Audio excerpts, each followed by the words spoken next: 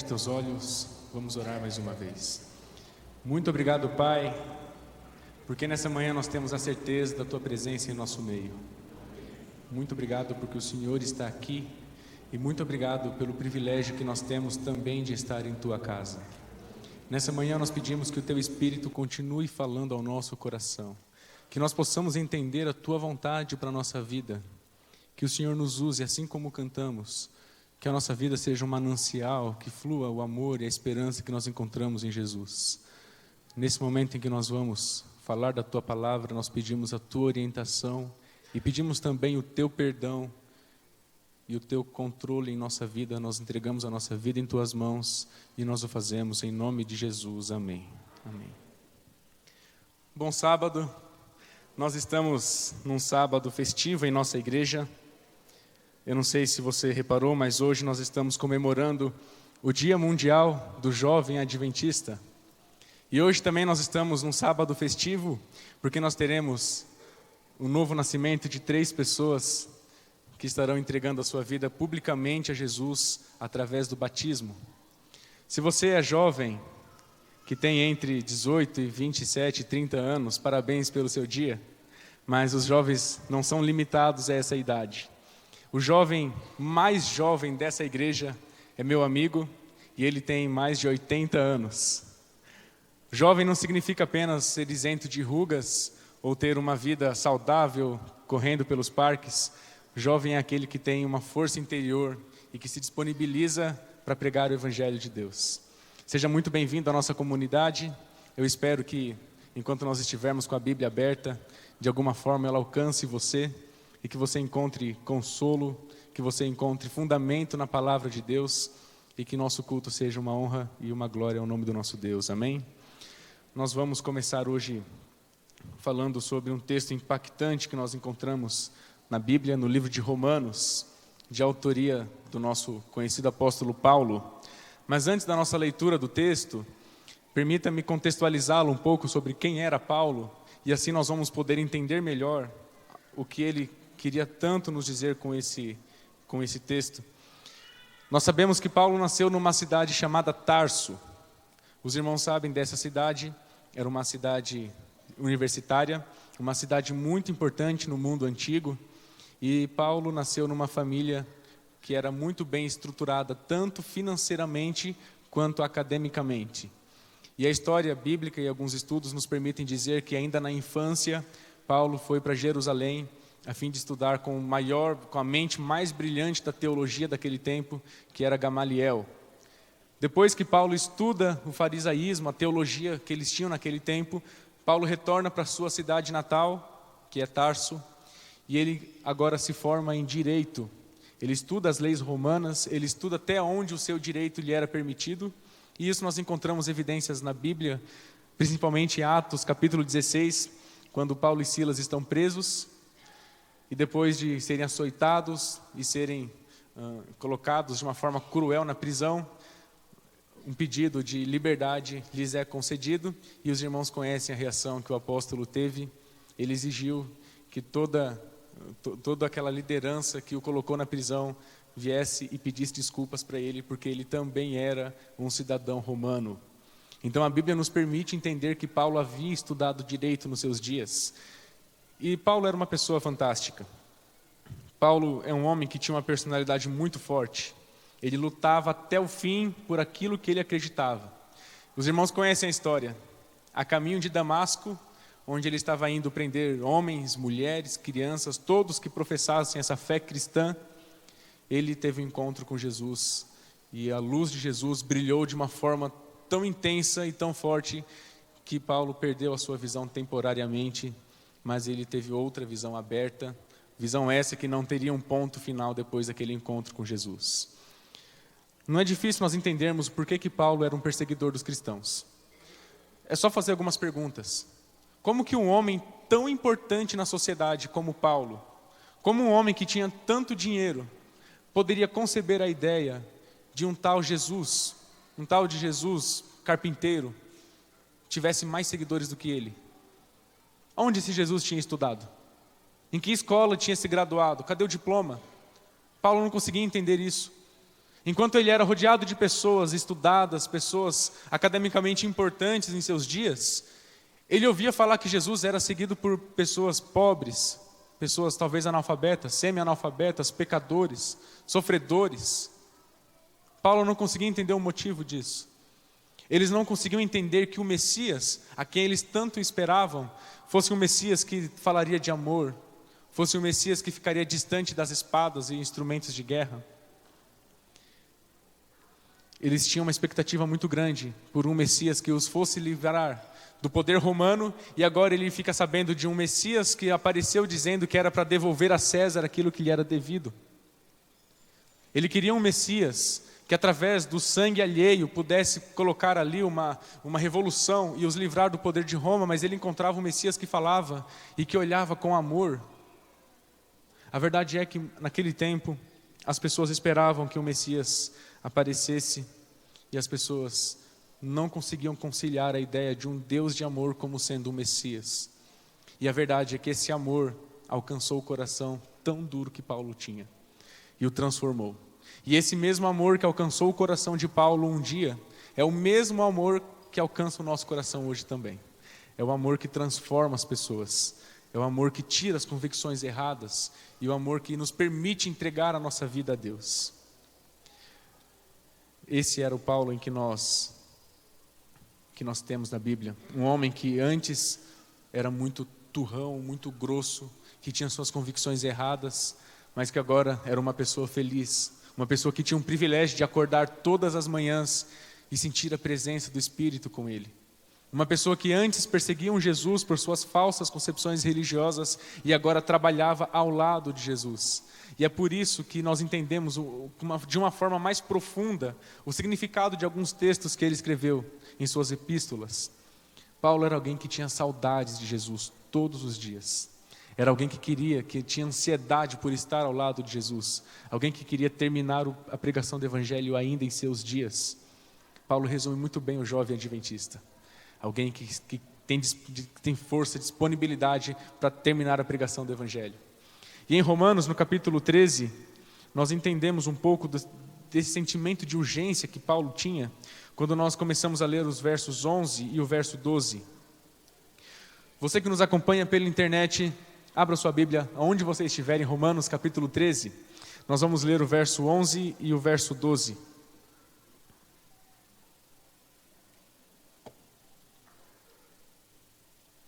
Esse texto é um dos meus textos preferidos de todo o Novo Testamento.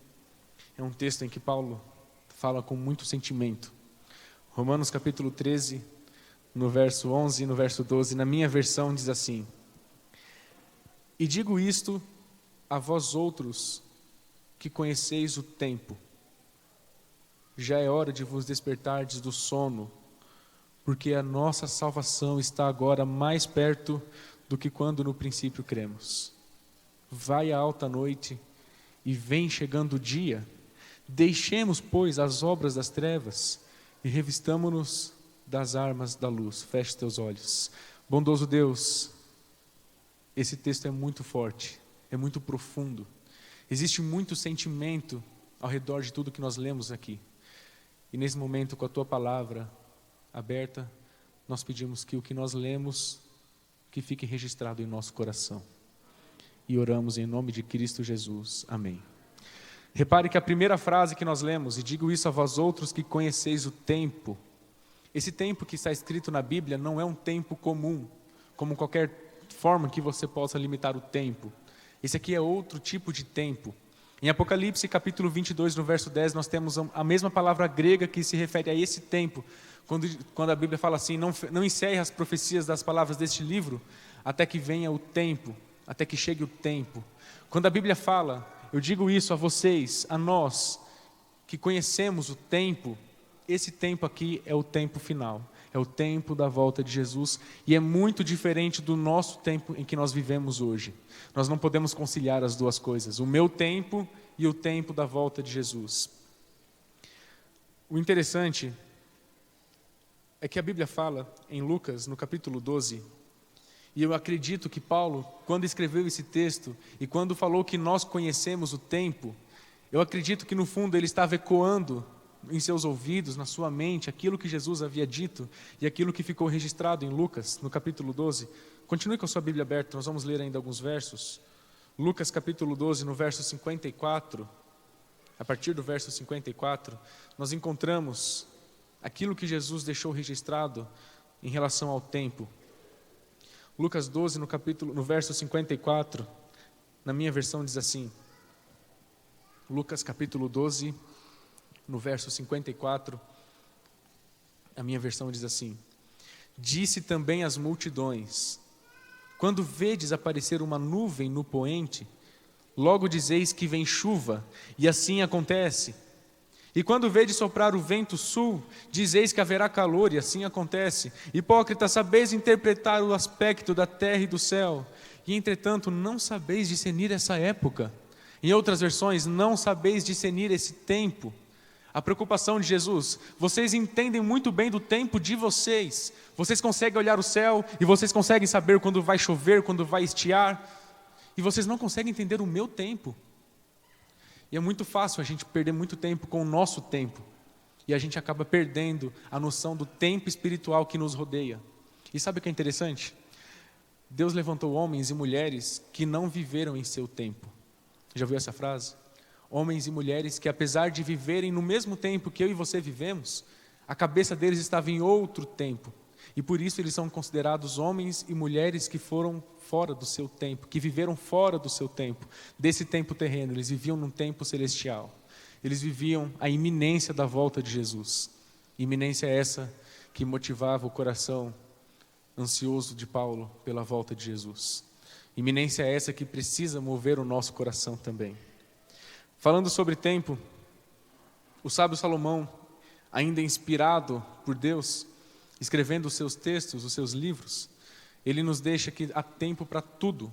E eu não quero fazer uma mensagem aqui que seja um tanto alarmista, em que você tem que desistir de tudo da sua vida, mas a Bíblia nos diz que há tempo para todas as coisas debaixo do sol. Você tem um tempo adequado para você conquistar a sua carreira, a sua família, para você educar os seus filhos, mas o propósito maior de todo o nosso tempo que nós vivemos é que nesse tempo em que nós vivemos nós possamos encontrar o tempo de Deus. Essa é a ênfase. A Bíblia continua dizendo, ainda em Romanos, no capítulo 13, e digo isso a vós outros que conheceis o tempo. Que tempo é esse? A volta de Jesus. Olha o conselho emergencial de Paulo. Já é hora de vos despertardes do sono. Quantos aqui têm sono? O sono físico? Todos nós temos o sono físico.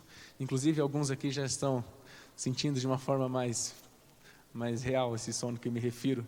Mas esse sono que a Bíblia fala não é um sono físico, é um sono espiritual. É quando nós dormimos em relação ao nosso tempo. Você já perdeu a hora alguma vez? Eu particularmente já algumas. E é muito ruim você perder a hora. Você acordar assustado, apressado, e você ter que fazer todo o seu preparo para o serviço, que seria em 1 hora, você faz em 5 minutos. É ruim perder o tempo, perder a hora. E quando você dorme espiritualmente, qual é o perigo da sua vida? De perder a hora da qual você não poderia perder.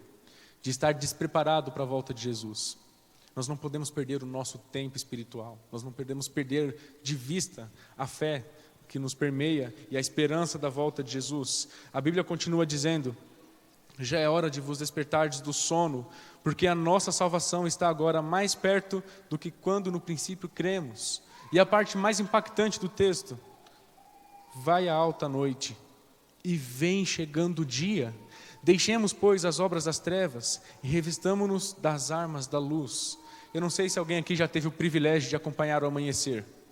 Talvez ficar uma noite toda acordado. E você percebe que, aos poucos, a coloração do céu vai mudando de cor.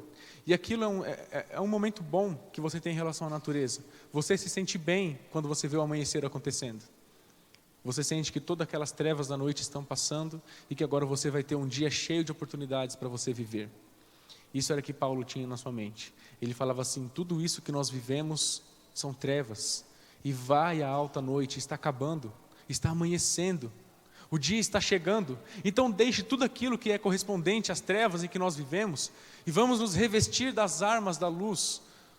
porque a noite está acabando e o dia está amanhecendo. Eu já consigo ver o raiar de um Deus que promete salvação àqueles que confiam e obedecem. Eu conheci certa vez um rapaz que dormiu espiritualmente. Ele nasceu em uma família adventista. E o sonho da vida dele era se formar em teologia e ser um pastor.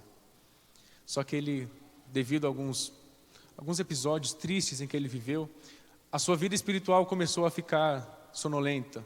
Ele começou a adormecer mesmo estando na igreja. Certo dia, ele ainda na sua adolescência, ele foi convidado para uma festa em que muitos dos seus amigos estavam ali reunidos, inclusive alguns que participavam da igreja junto com ele.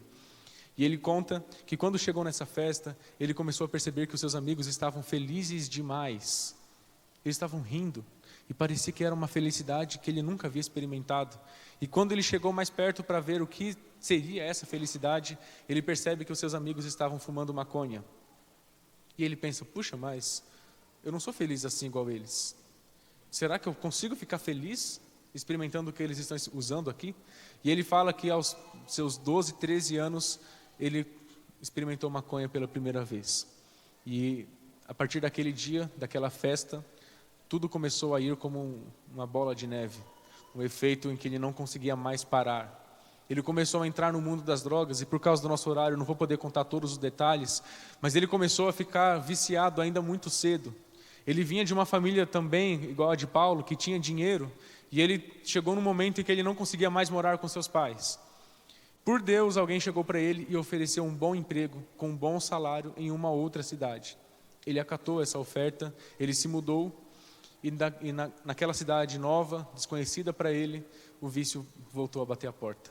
E agora ele começou a ficar se associando ali com traficantes e bandidos e usando drogas as mais variadas possíveis, até o momento em que ele percebeu que ele gastava em torno de 400, 500 reais por dia em drogas e que não havia salário que conseguisse vencer na mão dele.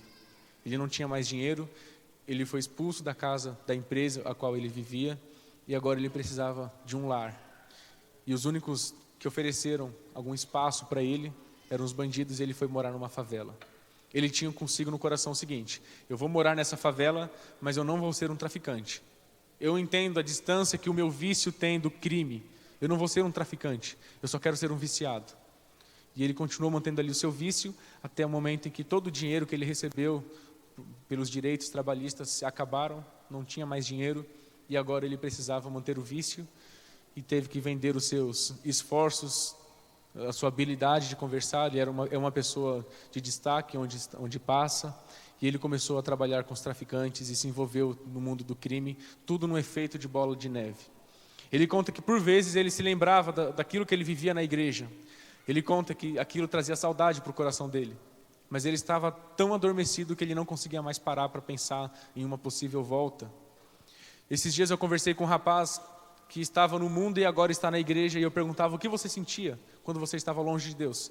E ele falava assim, pastor, a gente não pensa, ninguém pensa. Eu não vou falar para o Senhor que a gente pensa em ir para a igreja ou voltar para a igreja, porque isso não acontece, nós não conseguimos pensar em nada. E a história daquele jovem conta que logo nos primeiros meses em que ele estava se associando ali ao tráfico, a polícia veio naquela favela e ele foi levado em cárcere, ele foi preso.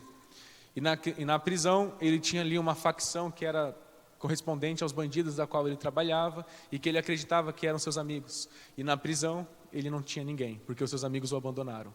Certa vez um policial foi conversar com ele e ele não fala o que aconteceu, mas ele diz que ele desacatou o policial e por causa disso ele foi levado a uma cela solitária que ficava no subsolo ali daquela penitenciária, que eu não sei qual é.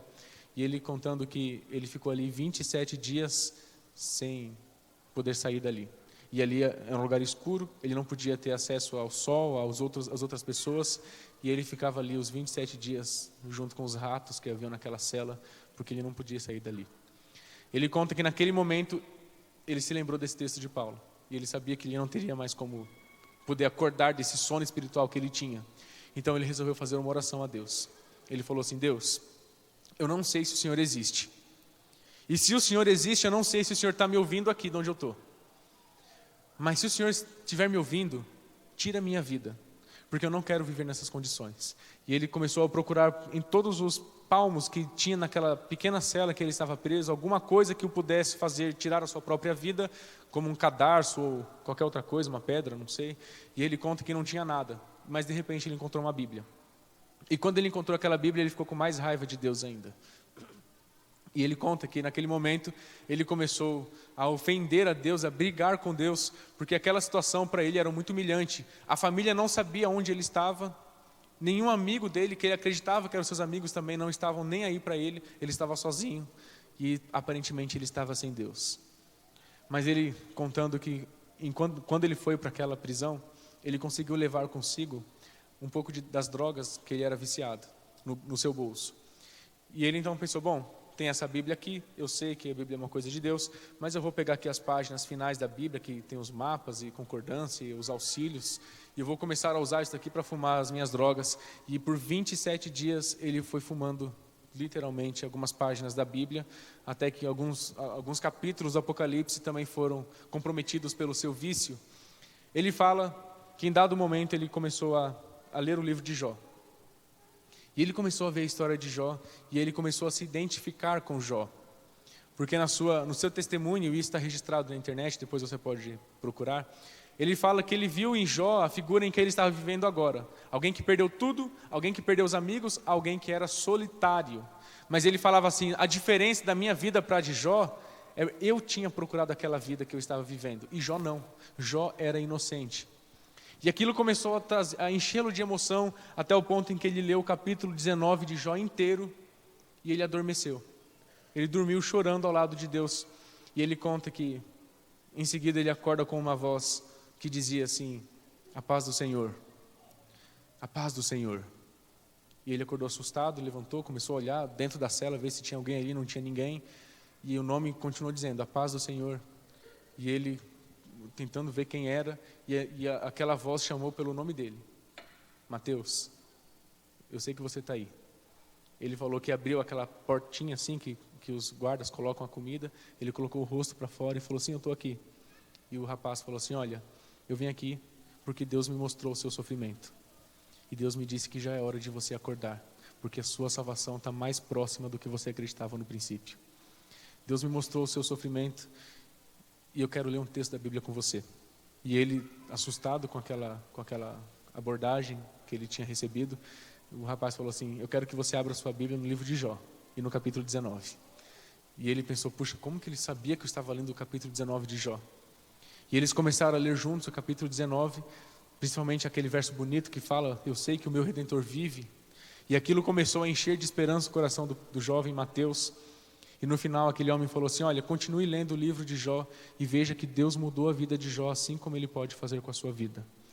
O Mateus começou a terminar a leitura do livro de Jó e ao final ele se converte a Deus e ele entende que já era a hora dele acordar do sono espiritual que ele havia passado.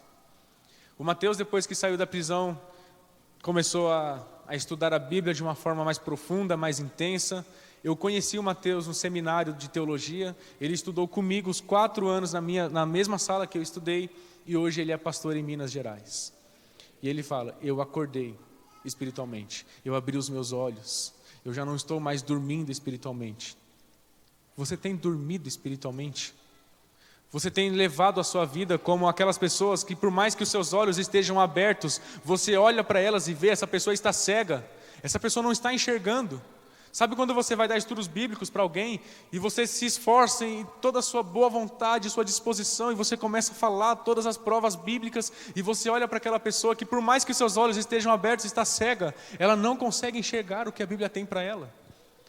Ele falava, antes eu estava cego espiritualmente, hoje eu acordei. E o desejo da palavra de Deus, aquela ansiedade positiva que pairava no coração do apóstolo Paulo, já é hora de vos despertar, porque a nossa salvação está agora muito mais próxima do que quando nós acreditamos no princípio. Vai a alta noite e vem chegando o dia. Deixemos as obras das trevas e vamos nos revistar com as obras da luz. Vamos nos vestir das obras da luz. Hoje nós temos aqui 3 pessoas que entenderam isso daqui. 3 pessoas que entenderam que quando elas começam a olhar o tempo de Deus, elas percebem que elas precisam mudar. Uma dessas pessoas já está conosco, já conhece a nossa igreja, é a Diair. A irmã Diair, ela já professava a fé em Cristo, mas agora ela teve um entendimento muito maior do que ela tinha antes. E pessoas como o Ian, o Joran e a Diair, pessoas que todos os dias acordam espiritualmente, dão um testemunho vivo de que a nossa fé é uma fé viva e de que Jesus está voltando. A pergunta que nós precisamos meditar hoje: será que nós estamos dormindo espiritualmente? Será que você conhece o tempo de Deus?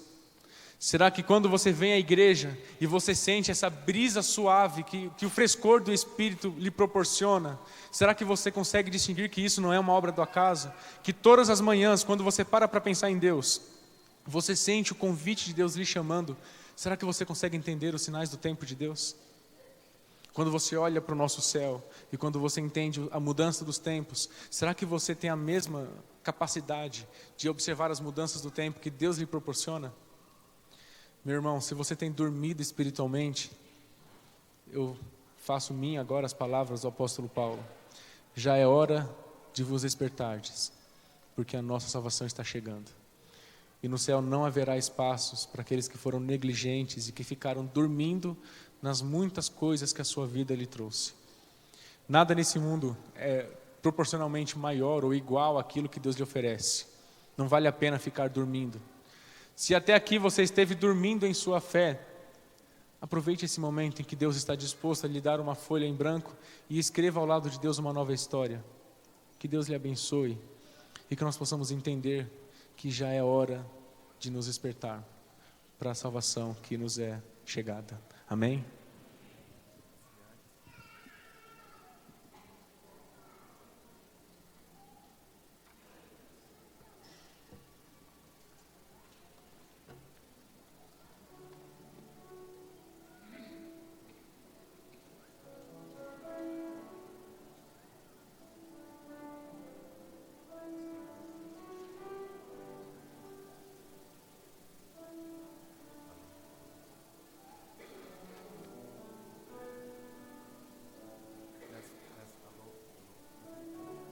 Nesta manhã, a gente tem um testemunho lindo que eu sei que os céus contemplarão em você.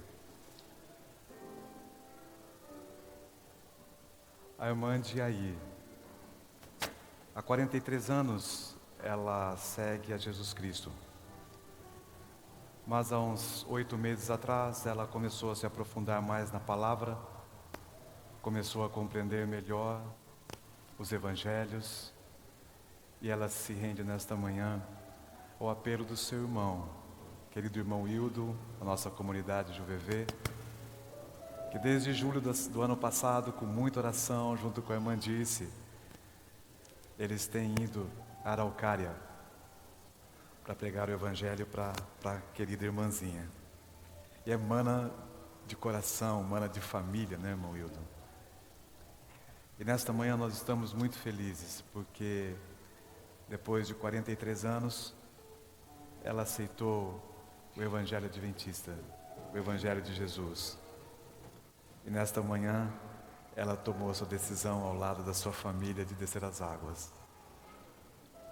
Nós queremos convidar, ela trouxe vários amigos de Araucária. E eu gostaria de convidar esses amigos para que pudessem vir aqui, ficassem aqui à nossa esquerda, à sua direita, um pouco mais para lá, para que todos possam ver esse momento único da irmã. Também queremos convidar a sua família, ela convidou a sua família. Todos que são familiares da irmã Diair também podem vir até aqui, por favor.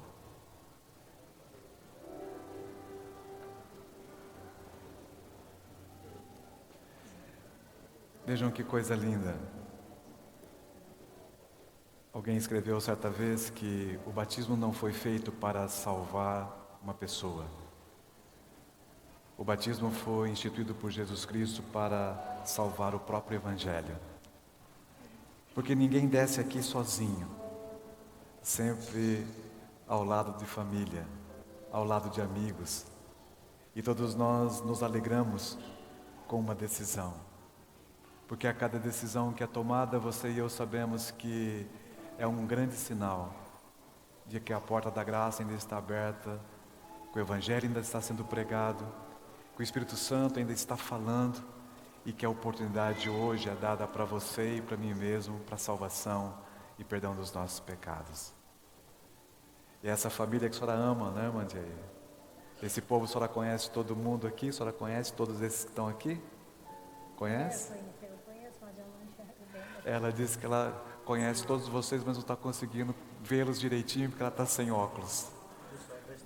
Mas a senhora sabe que está aqui o pessoal da estação, que está a sua família aqui, né? É. Sei. E a senhora aceita Jesus Cristo como seu Salvador, pessoal? A senhora aceita? Sim? A senhora aceita que a Palavra de Deus é o único livro pelo qual o Espírito Santo inspirou tantos homens para escrever, que a Palavra de Deus, ela é a única vontade do Senhor para o ser humano? A senhora crê nisso? A senhora crê? Eu creio. A senhora crê que Jesus é o nosso Salvador? A senhora crê? A senhora também, hoje, depois de todos os estudos que a senhora teve, a senhora tem vontade de ser uma adventista do sétimo dia? Eu tenho minha decisão. Ela diz que ela aceita, que ela já tomou sua decisão de ser adventista do sétimo dia. Aqui está a nossa comunidade JuVV, a sua igreja. Eu quero convidar a todos vocês que são membros dessa igreja, todos que são felizes pela decisão da irmã Jair, por favor, colocasse sua mão direita. Olha só, aqui está a nossa família cristã. Todos eles estão dizendo assim: a senhora é bem-vinda aqui com a gente, que Deus abençoe muito. Muito obrigado pela presença de vocês. Quem é lá da estação daqui de vocês? Olha aqui, ó. Eles vieram aqui para dizer para a senhora que eles vão abraçar a senhora já no próximo sábado lá. E que a senhora é bem-vinda lá na estação. Muito obrigado, viu, pela atenção, pelo carinho de vocês. Vem cá um pouquinho aqui, nós vamos agora realizar o batismo com a senhora. O irmão Hildo com a irmã Dice estão pertinho aqui, eles estão cuidando da senhora, os anjos da guarda da senhora. Virem para cá. Aqui, bem calma, tranquila. Tudo bem? Tudo. Então nós vamos orar. Antes da gente orar, eu estava me esquecendo algo. Nós convidamos, eu soube que a senhora gosta muito de um quarteto. E a gente chamou alguns amigos para cantar um hino para a senhora. A senhora quer ouvir? Quero. Quer? Então tá bom. São os amigos. Então a senhora vai olhar aqui para frente e nós vamos ouvir um hino que os nossos amigos trouxeram para louvar ao Senhor e também nesse momento único de sua vida. Eles são amigos do irmão Hildo aqui.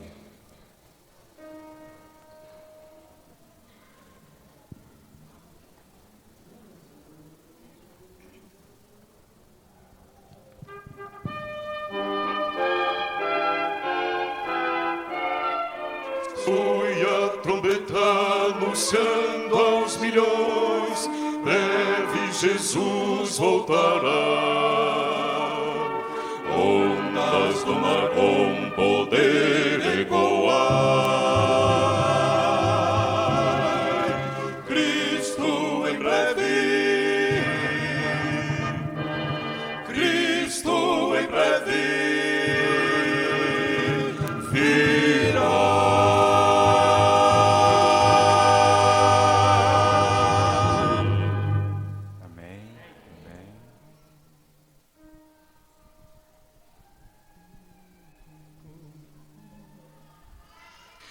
Com meu Jesus eu me encontrarei, com Ele eu andarei. Ouço sua voz, nele confiarei, vida terei sem fim. Vou a Jesus, vou a Jesus, tudo a Ele. Vou a Jesus, vou a Jesus, Ele é meu Salvador, meu Salvador.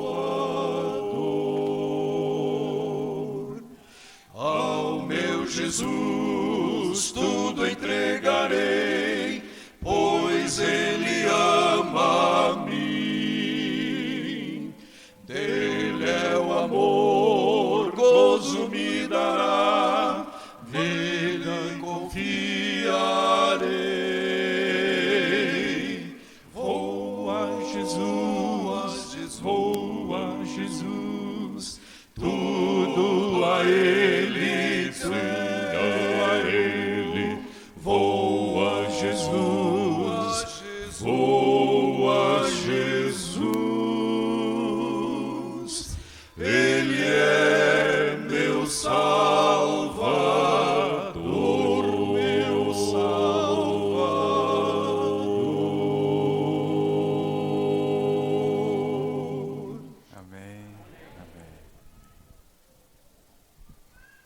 Gostou do hino? Eu adorei. Adorou. Que bom, maravilhoso. Pode segurar aqui. Aqui. Bem tranquilo. Pode ficar bem tranquilo. Senhor Jesus, por 43 anos a irmã Dulce com o irmão Hildo tem orado por este momento. Aqui estão os familiares, a nova família da irmã Diair. E nós estamos muito felizes pela decisão que ela tomou. Sabemos a luta que foi no seu coração. Podemos imaginar Teu Santo Espírito falando para a vida dela. E nesta manhã, em sua sinceridade e simplicidade, ela desce às águas batismais, revelando à sua família a sua decisão por Jesus Cristo. Para a remissão dos seus pecados, para que o seu nome possa ser escrito no livro da vida. Como ministro do Evangelho, eu a batizo, em nome do Pai, do Filho e do Espírito Santo. Amém.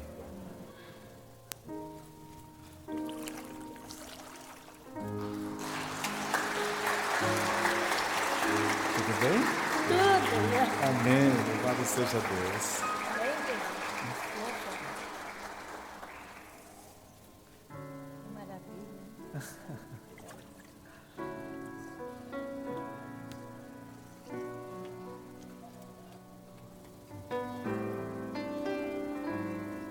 Que maravilha, louvado seja Deus, né, irmã Adriana? O coração desse homem está muito feliz. Ele me fez orar pela senhora desde julho do ano passado. Todos os dias ele... Que Deus abençoe, viu? Deus abençoe muito. É, a senhora foi mãe dele também, né? Podem sair.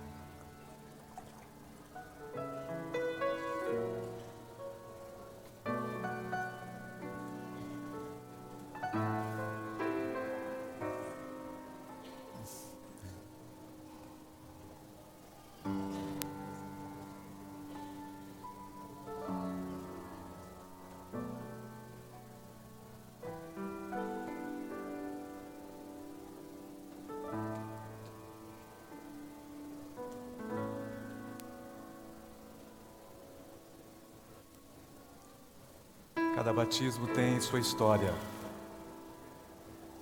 Cada pessoa tem seu momento.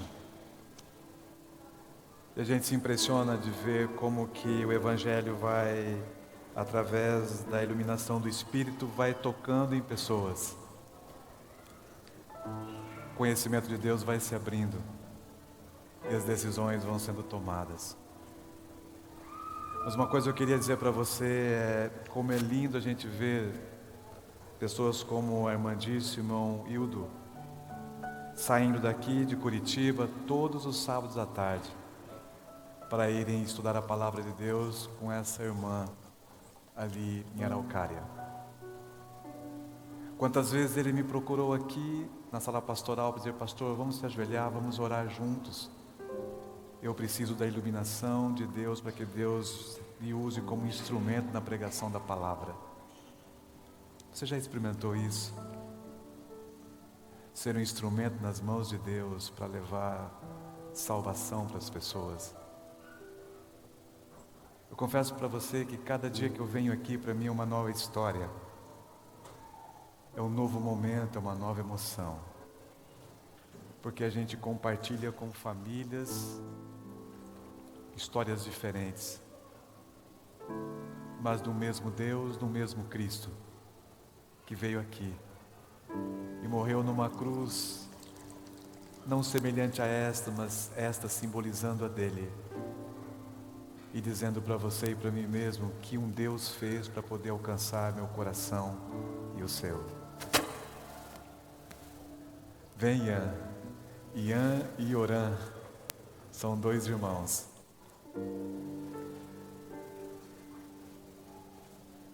O Ian vem à frente porque o Ian é um Caleb, é um jovem adventista já. E ele chegou aqui pedindo para que alguém estudasse a Bíblia com ele, né, Ian? Quem que você encontrou aqui? Flores. Irmão Flores, ele disse. Eu gostaria de convidar a sua família a estar aqui, né? Família do Ian e do Ioran, né? Descer aqui. Pastor Herbert já está entrando comigo para ele sentir o que é estar dentro dessa água, né, pastor?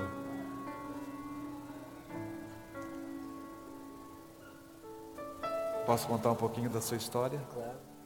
Qual era a praça que você vivia, mais ou menos, ali, de vez em quando? 29 de março. O Ian, infelizmente, ele estava vivendo mais na praça 29 de março do que na sua casa. E com os seus amigos, infelizmente, ele estava indo num caminho inverso do que seus pais sempre queriam que ele fosse. Infelizmente, ele conheceu um mundo diferente do meu, diferente de muitos de vocês, mas o Ian estava seguindo aí um pouco semelhante à história que o pastor Herbert contou na sua mensagem nesta manhã. E Deus foi ali naquela praça para falar para o Ian e dizer para ele que não era nas drogas que ele iria alcançar alegria na vida dele, mas ele poderia encontrar felicidade, paz, salvação em Jesus Cristo. E ele chegou aqui no mês de novembro. E o irmão Flores, cadê o irmão Flores? Pode descer aqui, irmão Flores, fica bem pertinho dele aqui. Eu vou em alguns lugares, as pessoas dizem assim, o pastor Flores. Se eu conhece o pastor Flores, eu fico bem quietinho, porque os pessoal tem razão de chamá-lo de pastor Flores. Porque o irmão Flores tem demonstrado para a minha vida que para ser pastor não precisa de um diploma, precisa de ter uma ligação com Deus. E está ali esse homem, né, que abraçou você, né?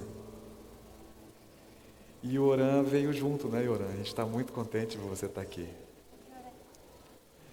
Como é que pronuncia? Joran. Joran.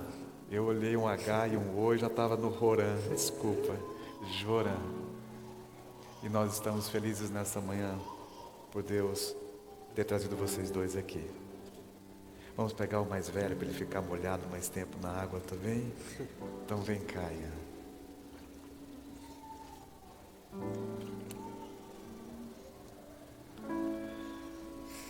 Querido Deus, às vezes buscamos os milagres de cura em nossa vida.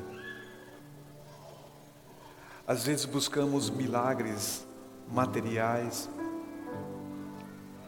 Às vezes buscamos respostas de Deus para esses milagres e parece que em pleno século 21 a gente não consegue ver os milagres que há 2000 anos atrás o Senhor fazia ao estar andando entre as areias da Galileia. Mas, Senhor, às vezes não temos a percepção de olhar para uma vida como do Ian e ver que o maior milagre que o Senhor pode realizar na vida de um ser humano é a transformação de um coração, é o perdão para um coração de pedra e ele ser transformado pela Tua graça num coração de carne, como disse o profeta.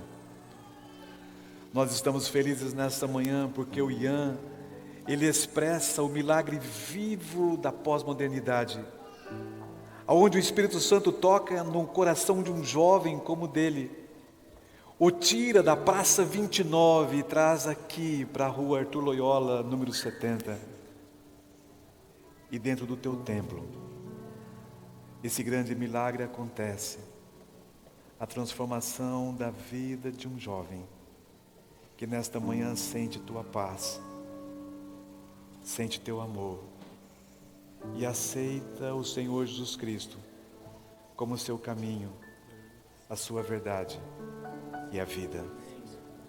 Por isso, como ministro do Evangelho, para a remissão dos pecados do Ian, para que o seu nome seja aceito no livro da vida, eu o batizo, em nome do Pai, do Filho e do Espírito Santo. Amém.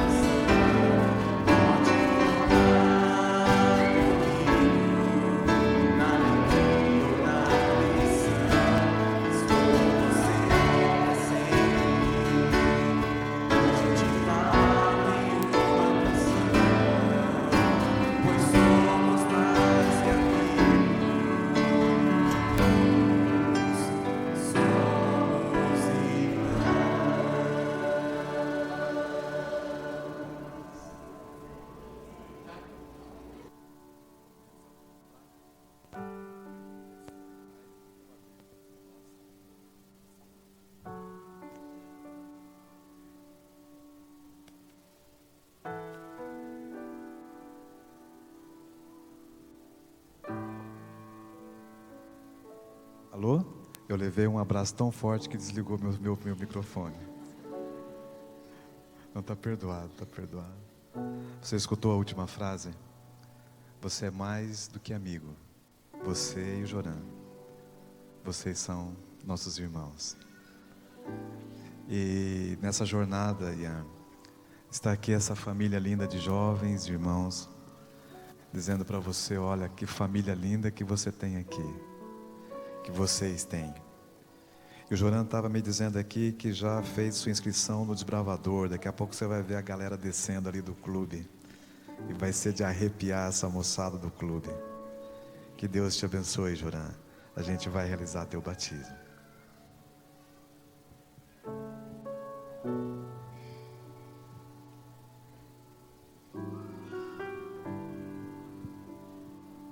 Querido Deus,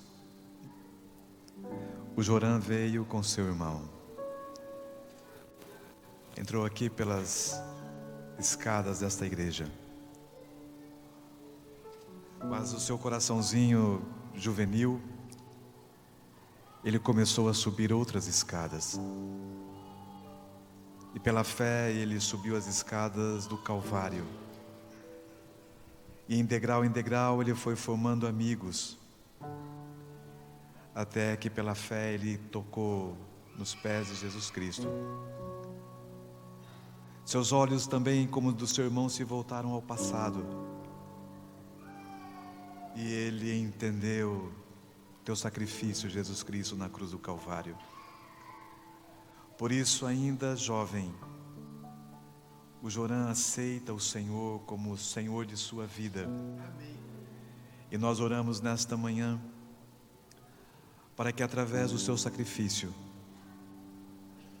os pecados dele possam ser perdoados. E através da sua intercessão no santuário celestial nesse instante, a sua entrega possa chegar até o trono do Pai e o seu nome possa ser escrito no livro da vida. Por isso, como ministro do Evangelho, eu batizo o Joran em nome do Pai, do Filho e do Espírito Santo. Amém, Senhor.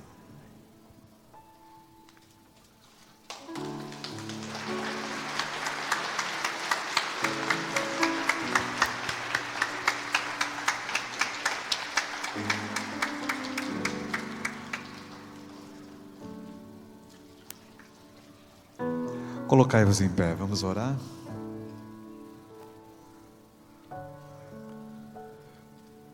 Senhor, hoje celebramos o Dia Mundial dos Jovens Adventistas. Esse grande exército que o Senhor formou desde 1846. E desde uma pequena casa de um garoto de 13, 14 anos, que o Senhor os chamou para abrir a porta do porão de sua casa, para que ali fosse instituído o primeiro ministério jovem da Igreja Adventista do Sétimo Dia. Desde Luther Warren, esse exército cresceu. Hoje, sua igreja apresenta mais de 10 milhões de jovens espalhados por todo o mundo. Jovens que estão sendo luz em meio às trevas, que estão sendo sal em meio às regiões áridas e insípidas desse planeta. Mas eles estão levando bem alta a bandeira do jovem adventista, que tem como centro a sua cruz e ao lado as trombetas do Evangelho eterno do livro do Apocalipse. Nesta manhã, a gente vê como o Teu Santo Espírito tem permeado, tem andado em meio aos jovens, porque o Joran e o Ian encontraram no nosso ministério aqui pessoas que os amaram, que estão ligadas ao serviço do Senhor e que os abraçaram, para que eles pudessem se sentir aqui não mais amigos, mas pudessem se sentir como irmãos em meio a todos nós. Quem sabe, ó Deus, ainda há alguém aqui nesta manhã que ainda não sentiu a alegria de se transformar em irmãos de uma família cristã. Se há alguém aqui que ainda não tomou sua decisão em descer as águas batismais, que ainda não aceitaram como pastor, como nós o aceitamos, como ainda não foram selados pelo Espírito através do batismo, por favor, Senhor, que a sua graça, o seu amor e a sua voz possa estar falando a essas pessoas, e elas possam agregar esse grande exército, para que um dia possamos compartilhar com o Senhor do grande exército celestial, por onde estaremos contigo para todo sempre. Que a tua graça, o teu amor esteja com todos nesta manhã, hoje e sempre. Oramos em nome de Jesus. Amém.